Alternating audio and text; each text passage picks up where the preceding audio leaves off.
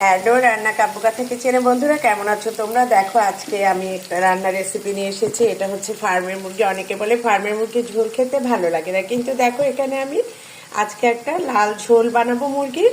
আর দেখো, আলু ভেজে নিয়েছি এবং ওই মুরগিগুলোকেও আমি কিন্তু ভেজে নিয়েছি। তারপরে দেখো, এখানে একটি কড়াই, তেল, আদা বাটা, রসুন বাটা এবং পেঁয়াজ বাটা আর কিছু পেঁয়াজ কুচি ভেজে নিচ্ছি।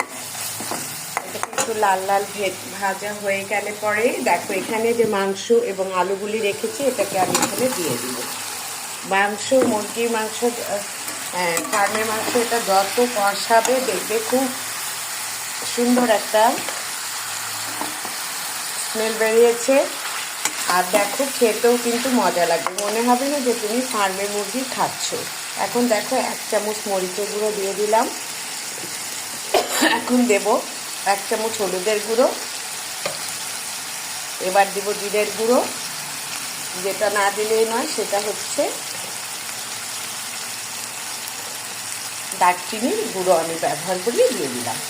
কিছুই না, দেখো এটাকে নাড়াচাড়া করে দিব। আগেই তো তোমরা দেখেছো মুরগিটাকে আমি ভেজে নিয়েছি, আর আলু গোটা গোটা সেটাকে হলুদ লবণ মাখিয়ে ভেজে নিয়েছি এবং তেলে পেঁয়াজ কুচি, পেঁয়াজ বাটা, আদা বাটা, রসুন বাটাও দিয়ে দিয়েছি। এখন এটাকে কষাতে থাকবো। যেহেতু আমি মাংসতে লবণ দিয়েছি, হলুদ লবণ দিয়ে ভেজে নিয়েছি, তারপর আমি এখানে একটু অল্প পরিমাণ মাংস একটু লবণ দিয়ে দিলাম।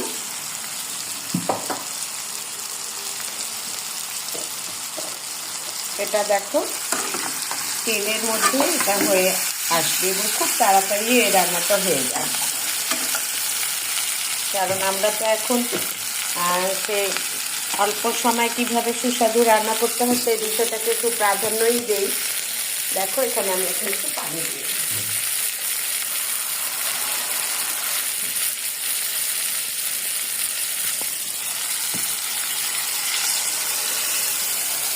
পরিমাণ মতো পানি দিয়ে দিয়েছি।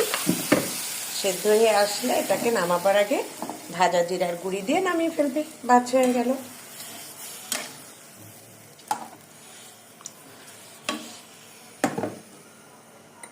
মুরগির লাল লাল ঝোল ঝোল তরকারি বলে কথা।